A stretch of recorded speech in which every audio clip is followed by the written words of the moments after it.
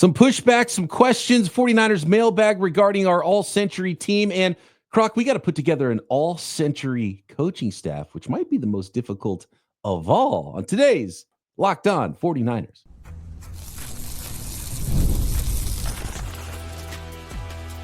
You are Locked On 49ers, your daily San Francisco 49ers podcast, part of the Locked On Podcast Network, your team every day. Welcome to Locked On 49ers. Brian Peacock and Eric Crocker at BD Peacock at Coach Crocky. Thanks everybody for making us your first listen on the Locked On Podcast Network, your team every day. Appreciate all the everydayers out there. Make sure you are subscribed up. Some of you guys listen every day and still haven't hit that subscribe button. I don't know what you're doing. So pause right now, hit subscribe. Please, helps us out tremendously. Gets us involved in that algorithm, the secret sauce, so more folks can find this podcast. Tell a friend. And of course, if you're not subscribed yet, and if you're new to the program, welcome. Subscribe on YouTube and everywhere you get your podcast. Drop a comment. Croc, we made the mistake of going live against the NBA Finals on the defensive side of our all-quarter century team. So I think a lot of folks haven't watched that one yet. So there might be some spoilers in this episode for how we voted and how we put together our all offense and defense all-quarter century teams from the year 2000 to 2024. I do want to talk about some pushback, some players that did not make our teams that folks think were disrespected. Jeff Garcia mainly being the number one of that. And we've been asked to put together a coaching staff, which is actually, I think, pretty difficult and will be a lot of fun. We'll talk offensive defense coordinators and GM as well for an all-quarter century team for the San Francisco 49ers. But I think, Croc, we have to start with quarterback and Jeff Garcia. I think Jeff Garcia was the name that came up the most often for the biggest snub on our all-century team at quarterback. And Brock Purdy ended up being our first-team quarterback for this San Francisco 49ers all-quarter century team. Nick on YouTube, Croc, says, I'm still going with Jeff Garcia at quarterback. 4 years as a starter in the 2000s, three-time Pro Bowler, big comeback against the Giants in the playoffs. I personally think he is the QB during the 2023 season. The 49ers raised the Lombardi. I like Brock, but I like Garcia better. He was tough and he was scrappy. And a lot of people pointing out that he didn't have the roster around him that maybe Jimmy G, Cap, Alex Smith, and Brock Purdy had when they were playing quarterback for the San Francisco 49ers. I think that comes up a lot, right? Especially as we talk about the Jimmy Garoppolo and Brock Purdy and have that conversation about other quarterbacks around the league. But your situation, it does have a huge hand in how you're viewed moving forward, unless you're just so great that you can overcome that, which 90% of people just can't. And Jeff Garcia, when you look at what he was able to accomplish with the rosters that he was able to accomplish it with, I mean, they're right. They have a case. He didn't have the most. Now, regardless of that, right, his situation was what it was, and Brock's is what it is, Jimmy's is what it is, and so on and so on. They're calling Kaepernick's, right? Like, it was a different kind of roster, but nonetheless, a ton of amazing talent. But I do think there is a bit of a recency bias aspect to this conversation with myself, you, and probably a lot of other people that are listening, where a guy like Jeff Garcia, who wasn't the flashy guy, I feel like that's been a lot of 49ers quarterbacks over the last, century or so, but not the flashiest of guys. Ability, but maybe not, coming up big in some of these bigger moments. Jeff Garcia was a very, very scrappy guy, gritty guy. And I remember, I feel like it was yesterday. It was one of his first couple starts in the NFL, and he comes in. I'm like, who is this guy, man? But he's throwing the ball to Terrell Owens. Great job doing that, right? And he was converting at a high level. So we talk about maybe some of the things he didn't have. He did have a terrific receiver in Terrell Owens, one of the greatest receivers, top three receivers in the history of the game. But outside of that, he didn't have this kind of roster. So for someone who really remembers Jeff Garcia playing, his play style, what it looked like, and they're able to say, yeah, place him with Christian McCaffrey, George Kittle, Brandon Ayuk, Deebo Samuel, more times than not, a top 5 defense, and some of the things these guys had, and Kyle Shanahan calling the plays. Oh, it probably wouldn't be close, right? Like, that's the conversation that someone that truly remembers watching a lot of Jeff Garcia would potentially have. I do think, though, that people forget how frustrated at times. I remember early on when Jeff Garcia took over, Jerry Rice kind of just shaking his head sometimes. Like, this is God, I just went from 2 back-to-back Hall of Famers to this. And T.O. kind of wanted out for a better quarterback as well in the end. And I know that Jeff Garcia was scrappy. And I think I would buy the argument for Jeff Garcia as QB2, but I still would take Brock. And because Brock Purdy's also scrappy, I think Brock Purdy's just a better thrower. I think he's just a more natural thrower of the football than Jeff Garcia. Remember the effort Jeff Garcia had to put into some of these throws. Yeah. And his receivers were frustrated at times. And some of that might have been because you're used to catching balls from Steve Young and Joe Montana before that. And then all of a sudden you go to Jeff Garcia. And so no disrespect to Jeff Garcia. QB2, yes, okay. QB1, I think it's still Brock Purdy. Well, you know me, I can't put back QB2 because I've had that conversation with Colin Kaepernick. Yeah. I look at it from a coach's perspective. Most of the stuff we talk about on here, I'm looking at from more of a coach's perspective. And as a guy coming from the defensive side of the ball, I'm thinking of, okay, what quarterback would I rather play against? Right? Which one do I not want to have the game plan against? I would not have wanted the game plan against Colin Kaepernick. Yeah. I would have rather game plan against Brock or Jeff Garcia. Now, that's not to say that I would have better success, but just keeping me up at night, some of the things that Cap was able to do just from a physical aspect, in which he did for a couple of years at a high level, that would keep me up a little bit longer at night, trying to figure out, all right, okay, so but if the play breaks down like this, then we got to worry about this. Or, I mean, that play, I think, was it against the Tampa Bay Buccaneers? It was like this throw to Vernon Davis where he's like rolling to his left and then he just like fires this ball. I feel like it traveled 60 yards like on a line. Mm-hmm. And it's just like, well, you can't, there's no coaching that I can do to prepare you for that. You know, Absolutely. So like just a guy that's able to do those things on a team that's winning 12, 13 games, that's tough. So out of all the guys that we've discussed, I would not want to, in their prime, where we're taking like the best version of them, which so far with all these guys, right? We're talking about Jeff Garcia is 4 years. Brock Purdy is like 3 years. Colin Kaepernick was like 3 years, right? So not a whole long, it's not like Aaron really Rodgers. He was on Green Bay for 16 years or 15, whatever. You know, that's not the conversation we're having with these guys. So a lot of small sample sizes, but that first year, that year and a half of Cap, I would take that over the other guys, even with maybe not as efficient. But man, he was so special at some of these things that these other guys they won't be able to do that. I definitely push back on the idea that they're hoisting a Lombardi if they had Garcia in there instead of Brock Purdy. I mean, and look, and famously Jimmy G and Kaepernick missed the biggest throws of their careers in those big games, NFC Championship and the Super Bowl. And I would take Brock Purdy to throw those passes before I would take Jeff Garcia to throw those passes. If you're talking about winning those big games, right? And so, and I would take Brock to throw those passes over Cap to throw those passes. Yes, I am not one that's going to push back on Brock just being a better pure passer or player from the pocket. I know Cap's deep. I mean, his deep ball was kind of flat because he was a power thrower. He was kind of threw like a pitcher. But I'd still probably take Brock to throw Cap's pass, and I would take Cap to throw Jimmy G's pass in the Super Bowl. Yeah. If that makes sense. And I probably wouldn't choose Garcia to throw any of it. There was in that Packers game where Cap ran for 181 rushing yards. He also had like 270 passing yards or whatever it was. Mm-hmm. He threw some darts. I mean, he threw some darts to Vernon Davis. There was a couple of darts to Michael Crabtree. One of them was a touchdown. I mean, he was a little different for a short period of time. Hey, 5 years from now, this may very well not be a conversation at all because Brock Purdy has really turned into this amazing quarterback that has accomplished so much that these other quarterbacks we're talking about, like, dude, there is no conversation. But as of right now, I think there is still a conversation, but we know there's those other guys' peaks.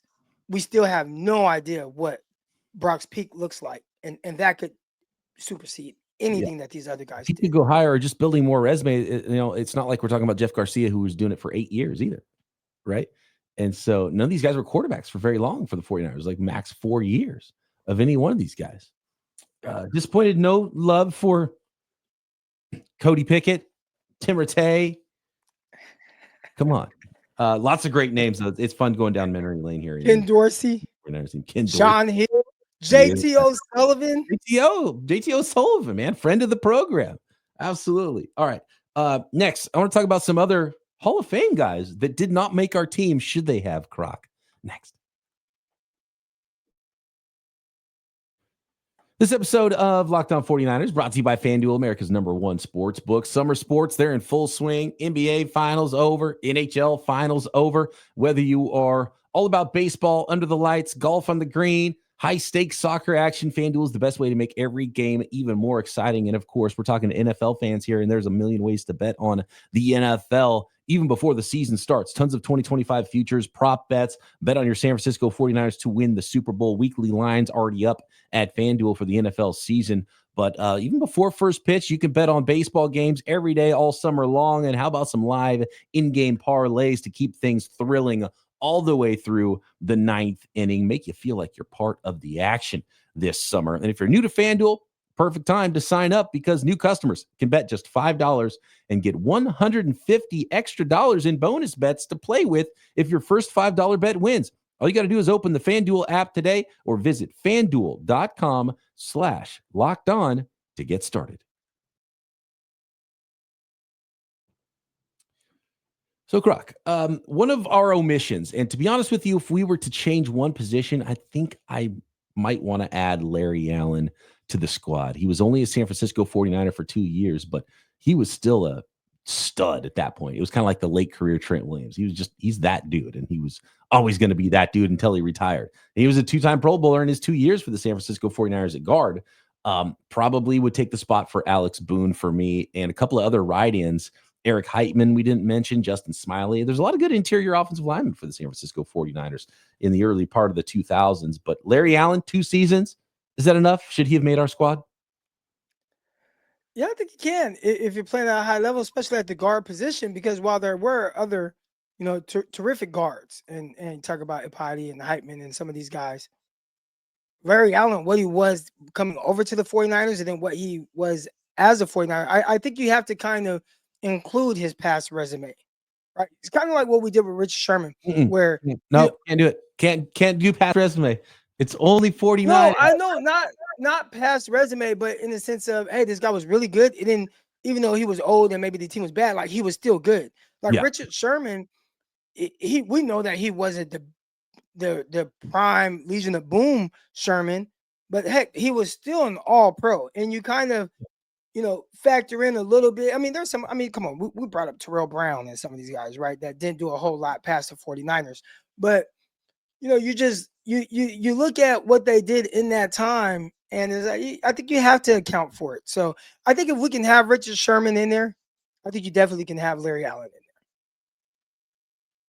there. I guess Richard Sherman was there much longer than Larry Allen either, because a lot of these positions we're talking about guys that maybe only played 2-3 years with the 49ers. So yeah, Larry Allen, late addition, he made the squad.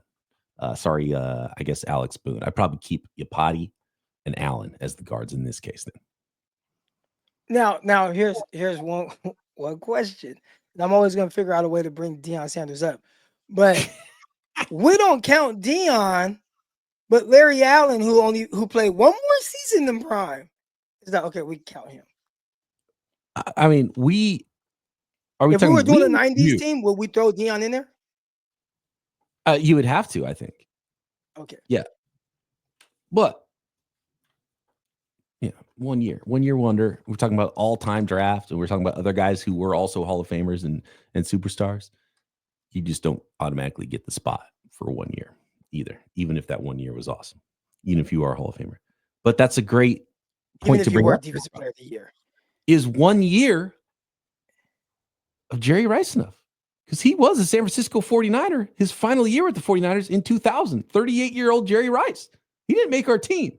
If 2 years of Larry Allen's enough, is 1 year of Jerry Rice enough to make this roster? Is it T.O. and Jerry? No, Jerry must have signed with the 49ers for a day and retired a 49er because he was done after the Broncos. It's like the Broncos let him go. Then it's like, all right, he was done. He must have signed with the Niners just to retire. No. He was still on his original term with the Niners in 2000. That was his last season at 38 years old. Last season. Yeah, in 2000, and then he went to Oakland in 2001.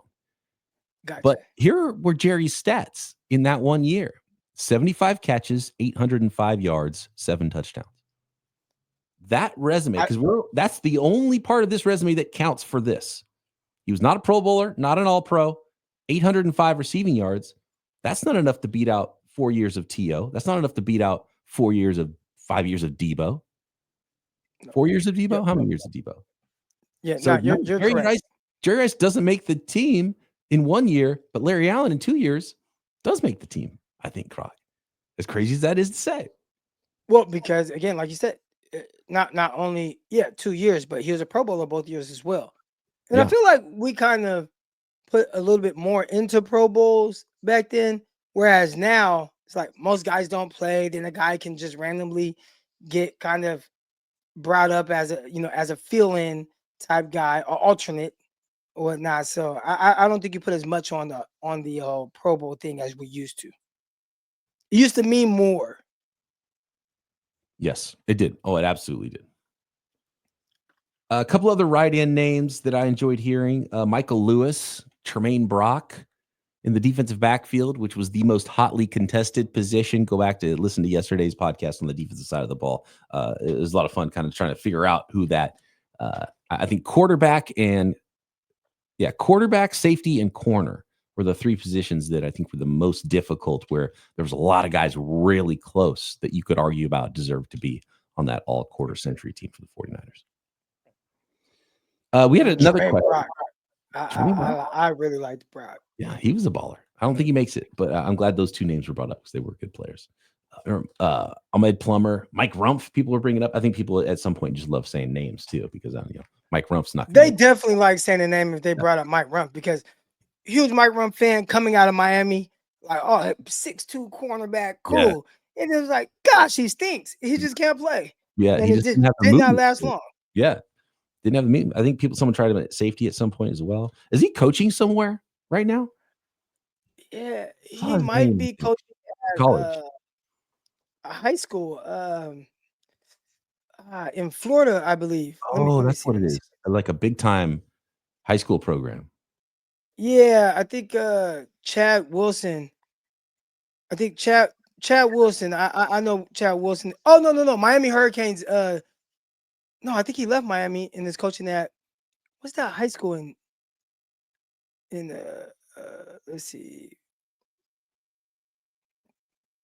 I have to look it up, but I think he served as the head coach at American Heritage, and that's where Chad Wilson's son went. Chad Wilson also was there. Is he still there?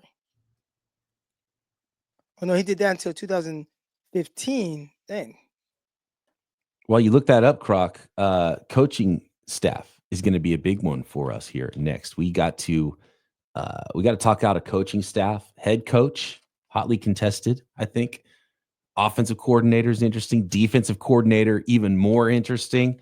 And who'd be the GM of this all quarter century team? Some big name powerhouse names to consider there as well. And similarly to the Jerry Rice, the 1 year of Bill Walsh got to be considered. I mean, could we slip Bill Walsh and Jerry Rice onto this all quarter century team? You really want to? Is it prudent? We'll talk about that next.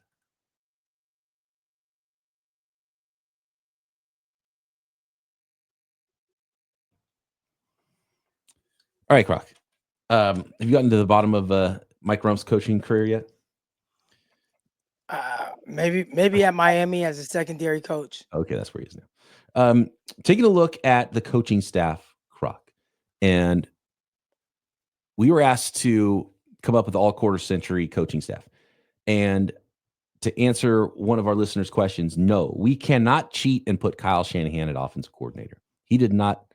He was technically the offensive coordinator for the 49ers, but I feel not like listed as offensive coordinator. I feel like that's cheating to put him as offensive coordinator. So Kyle Shanahan only eligible as head coach. So it comes down to Steve Mariucci.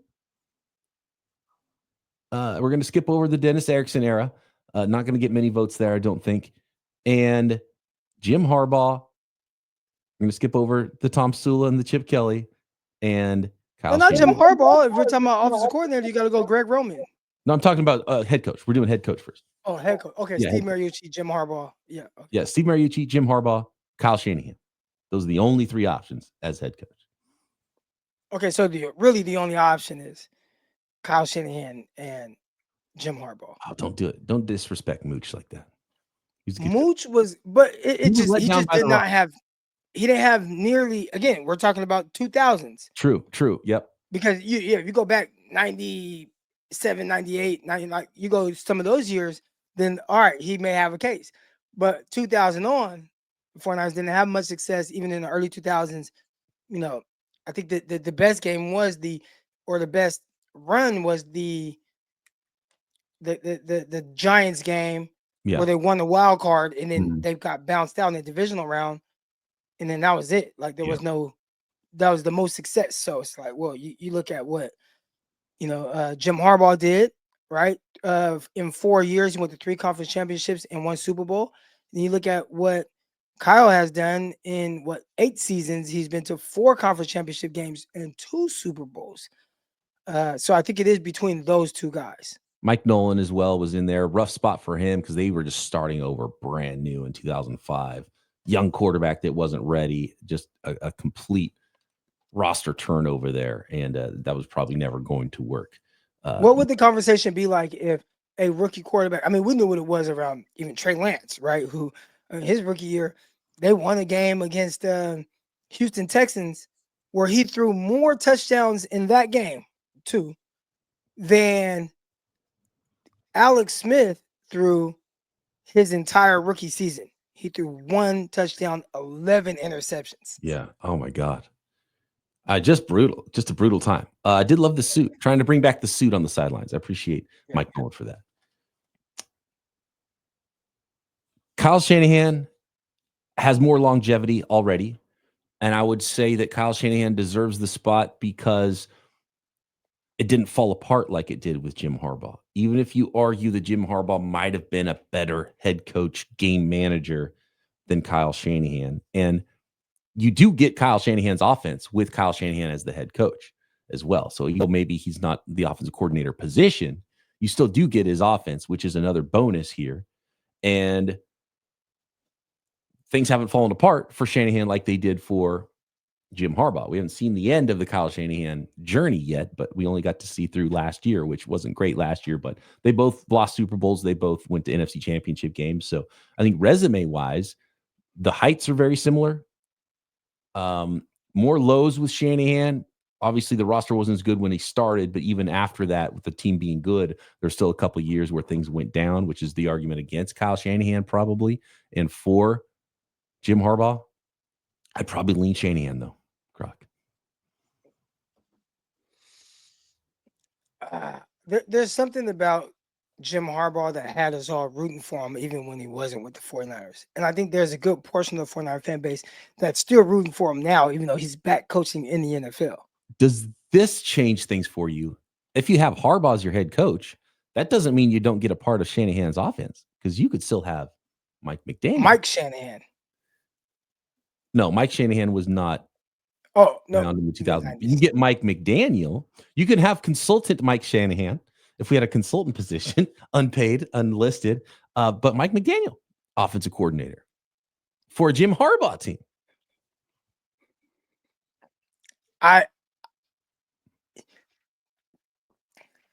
Man, it's weird because Kyle Shanahan, I do think that Kyle and Jim build their team on a very similar philosophy. It's this physicality. It's we want to run the ball. We want to play good defense. Like I think that, and a lot of people say that, but when you watch them play, it's like you're lying. Like I see how you guys play the game. Right. That's not, or you're just doing a terrible job of getting your athletes to adopt to the personality that you want them to take on. But Jim and Kyle Shanahan, they definitely, their players, their teams played a certain brand of football. I got to lean with Jim Harbaugh. Because I feel like if Jay York just got the hell out the way, like just get out the way, like he did now, right? Like he learned. All right, okay, I kind of ruined that situation. Okay, damn, kind of ruined the next situation with Tom Sula. And the Chip Kelly thing. You know what? Let me hire this Kyle Shanahan kid. Let me just get out the way. And he let Kyle and John Lynch do their thing, where he made Jim Harbaugh work with Balky, and it's like, I don't like any of you guys. So you're making me work with these people. I feel like as well as it went, and you talk about falling apart, it fell apart and they went 8-8. On a year, we always talk about injuries and all this context. Nobody in the league had more guys on the IR than the 49ers in 2014. What about off-field stuff? Because that team was a disaster off the field.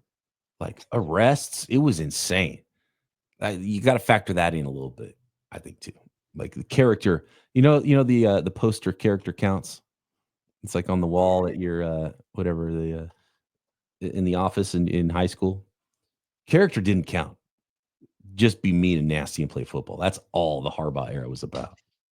Well, because I think a lot of people talk about character and building things the right way, but ultimately, you gotta get a little dirty sometimes. And you're not promoting it.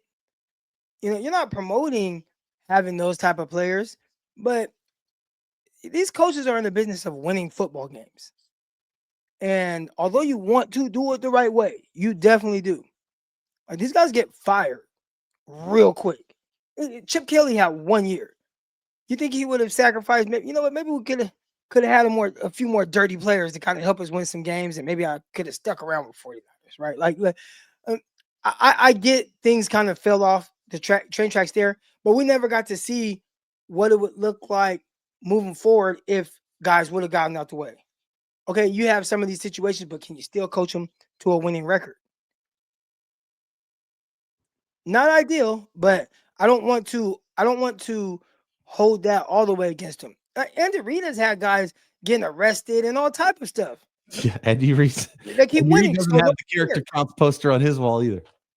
Yeah, hitting runs and all type of crazy stuff. A guy retiring to be a rapper, nobody cares because they just continue to win. Harbaugh not blameless in the whole situation with Jed York and stuff. If I was the owner of a team and I walked into a meeting and the head coach said, "Oh, sorry, this meeting's men only," I'd say, "Well, sorry, because you're unemployed right now. Goodbye." Like, there's some stuff that would not play that Jim Harbaugh tried to pull, and he's done that in a lot of places. So he's not blameless in all of that. But you made a good argument. I'm okay with Jim Harbaugh being the head coach of the all quarters. I think you have to know the personality of the guy that you're hiring. And there are certain people you bring on, and you bring them on to do their thing. Like when he was a hot hire with what he did at University of San Diego. Yeah. And then he goes to Stanford and what he did there. I mean, competing and beat USC, right? Like that was huge back then. And then to go to the 49ers and immediately, like, you were a 6-win team or whatever they were. And like, no, we're going to go to the NFC Championship game. That's a guy I got to get out of his way. And like, don't even insert yourself into their coaches' meetings. You know what? I'll wait. I'll have a conversation with him afterwards. He's already a weird guy. So that goes into like knowing who you hired. Yeah. He's different. And everyone I've talked to some guys that were on those teams, and they're like, he's a little quirky. Just stay the hell out that quirky dude's way. Yeah, I bet Spanos, glass of milk. Yeah, Spanos and give him some those pleated pants from Walmart. Yeah, exactly. Spanos, who Spanos. I live in Spanos. All right, I live in West Spanos. All right, so Spanos, huge in the Stockton community. They're from here. They own a lot of different things here. Well, they own the Chargers as well. Hey, They said, hey, get out of Jim Harbaugh's way. Just let him do his thing. I haven't heard a peep from any of the Spanos since hiring Jim Harbaugh. Yeah. Let him tuck in his crew neck sweater. Only guy on the planet to do it, but that's okay. Let him do that and go to work. So Jim Harbaugh is our head coach for the quarter century team, Croc. Defensive coordinator is difficult. Hold on, offensive coordinator. Oh, so Mike McDaniel, Mike McCarthy, who went on to become a head coach, but he was only around for, I think, 1 year, right? He comes in, he's part of the brain trust that drafts Alex Smith over Aaron Rodgers and then bails to Green Bay to coach Aaron Rodgers as the head coach. So I don't think his resume, because that was a bad season in 2005, is enough, but that's a future head coach. That was offensive coordinator. But Mike McDaniel, also a future head coach, didn't win a Super Bowl with his next team. But I would probably vote for Mike McDaniel as that offensive coordinator for the San Francisco 49ers. There's guys like Rich Scangarello, and there were Marty Mornhinweg in the early part of the 2000s. There was Greg Knapp was an offensive coordinator for a few years with the end of, actually, he was with both Mariucci and a holdover for Dennis Erickson. The answer is clearly Greg Roman. It's not Mike McDaniel. Mike McDaniel was the offensive coordinator for one season, and he didn't call any plays. Like this Kyle Shanahan's offense. You're just listed as the offensive coordinator. The answer is clearly Greg Roman, who not only was the offensive coordinator, he resurrected Alex Smith's career and turned him into somebody that people view as a winner.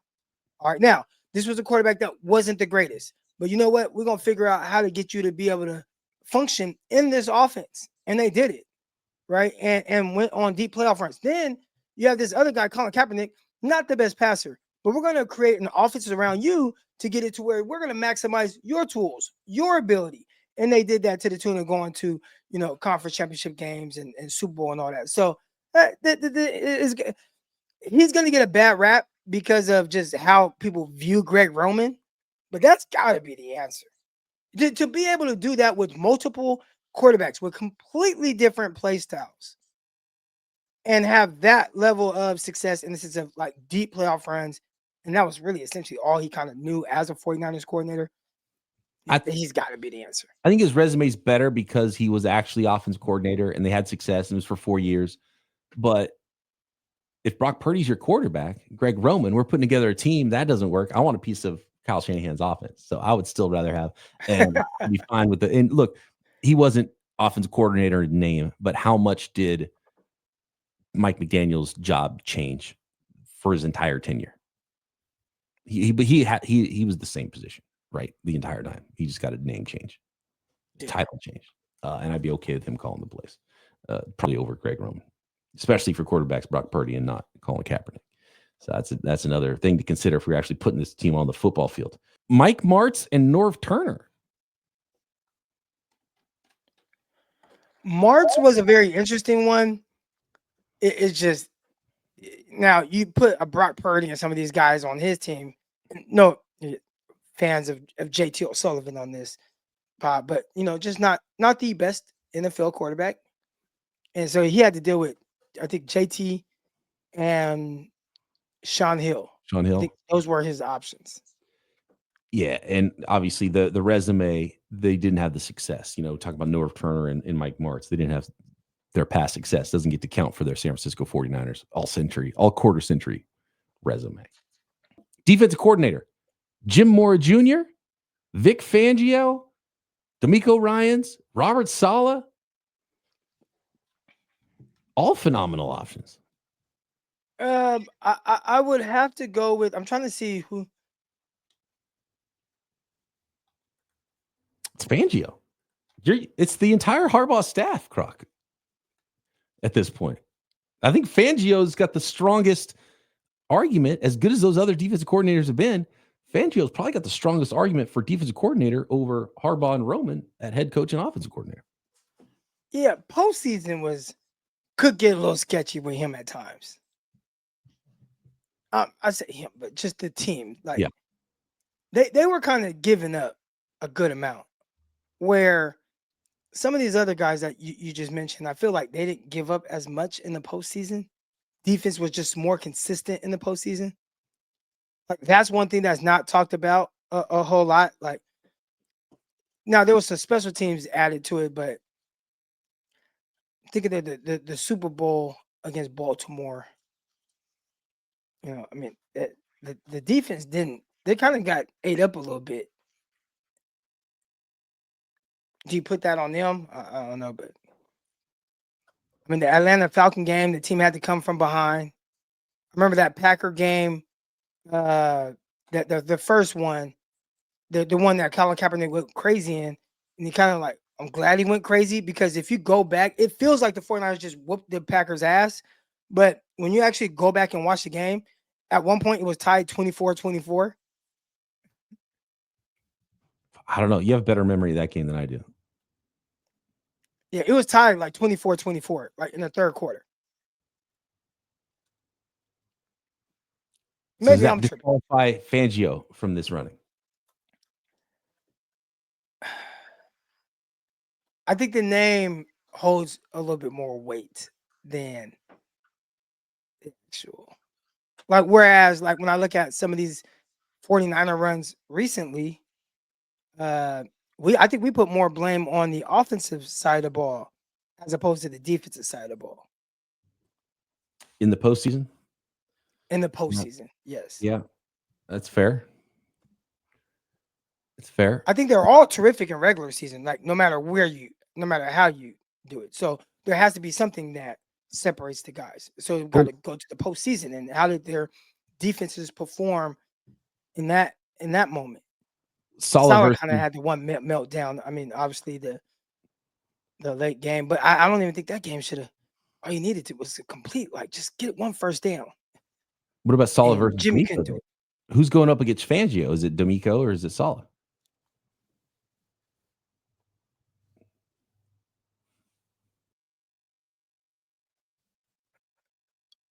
What was D'Amico coordinator for 1 year or 2? No, 2 years. So Salah after the Super Bowl 2020 went to the Jets, right? And so then it was D'Amico for 2021 for 3 years. 2021, 20. They both had 3 years, right? Am I off on that? I'll tell you right now. 49ers defensive coordinator. Nope. 21 and 22. 21 and 22. Okay. Oh yeah, only 2 years because then the Niners had one and dones for back-to-back years as defense coordinator. That's right. Okay. So 21 and 22. I'm assuming that the Rams playoff game and then the Eagles. So back-to-back conference championship games. I mean, still though, 4 years of Fangio is better than 2 years of D'Amico. If we're putting together the resume for the all quarter century team, right? Yeah. So it's Fangio still, and then Salah was 3 years. 4. Okay. 17, 18, 19, 20. Right? Yep. And 21, 22 is right. Yeah. And those were some lean years, and then the Super Bowl. And then the injury-riddled post-Super Bowl season. So it's Fangio. Rex Ryan not a huge fan of Robert Saleh. Oh, really? Well, I remember hearing his comments. He's like, what has this guy done? He hasn't won anything. Rex Ryan doesn't get a say in this. It's Fangio. I think Rex Ryan won a Super Bowl with Baltimore as a defensive coordinator. Yeah. And if it was anybody to talk about defense, man, I mean, he Mark Sanchez went to back-to-back AFC championship games because of the run game and that New York Jets defense. It's Fangio. It's the entire Harbaugh staff. Damn. I think it's got to be Fangio. No, I think the one thing, no piece of the Shanahan offense. 8 years of that coaching staff, no piece of the Shanahan offense, according to Eric Crocker at Coach Crocky on Twitter. We'll give him Chris Cassert as a defensive line coach.